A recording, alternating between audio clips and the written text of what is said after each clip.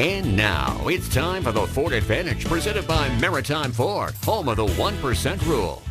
Maritime Ford, Lincoln Mercury, it's time for Maritime.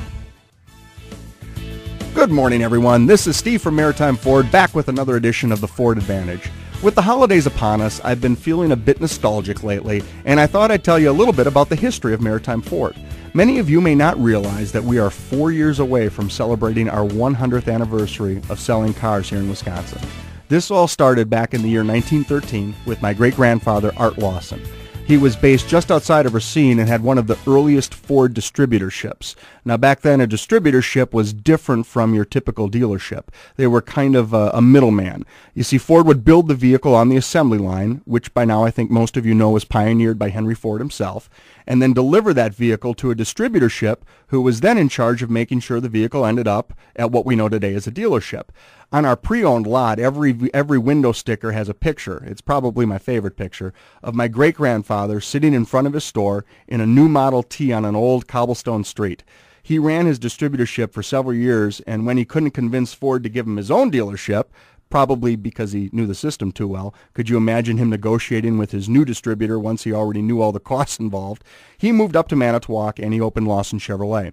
After my grandfather, Duke, returned from World War II, he took over Lawson Chevrolet and ran it for nearly 30 years before it was my father's turn. I know that we wouldn't be here today if it wasn't for the reputation my grandfather gained over all those years of going above and beyond for his customers.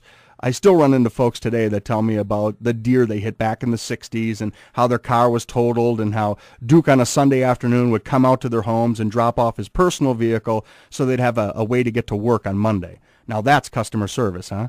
Well, now we're into the late 70s, early 80s, and my father was getting fed up with Chevrolet. He somehow managed to convince Ford to award him a franchise, even though back then it was considered taboo for one man to own both Ford and Chevrolet franchises. And kind of for obvious reasons, because back then it was a two-horse race between Ford and Chevy, and neither wanted their secrets shared with the other.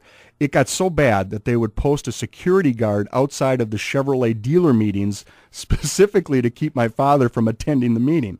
So after a few years of this, my father felt like he had to choose, and thankfully he went with Ford. We sold the Chevrolet franchise to the Larsons, and Lawson Chevrolet went the way of the dodo. Talk about an easy change to your storefront sign, though. Lawson became Larson. At any rate, we've been Maritime Ford now since 1983 and are one of the very few fourth-generation dealerships in the United States, something that I'm very proud of. I always thought it was strange growing up that Grandpa was a Chevy man while my father was a Ford guy, but what it did was give me a lot of respect for good product, period, regardless of who made it. So what if one day the Corvette in the driveway became a Mustang? They were both cool cars.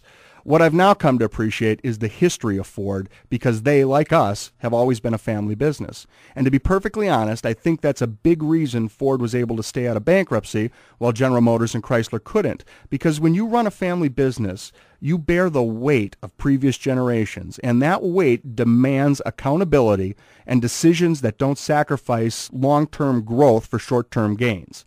When Bill Ford hired Alan Mulally, they weren't concerned with how Ford's financial statement would look the next month, but rather how Ford would look 5-10 years down the road.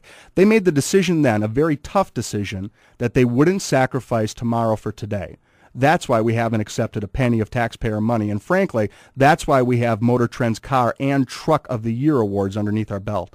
It's an appreciation of what you were, who you are, and what you aspire to become that separates Ford from everyone else out there today. And I believe it's also what separates Maritime Ford from its competition, hopefully for another century. Thanks for indulging me today, and enjoy the holidays. You've been listening to the Ford Advantage, presented by Maritime Ford, home of the 1% rule. Don't forget to tune in again next Monday morning at 11:15 for another edition of the Ford Advantage with Steve. It's time for Maritime.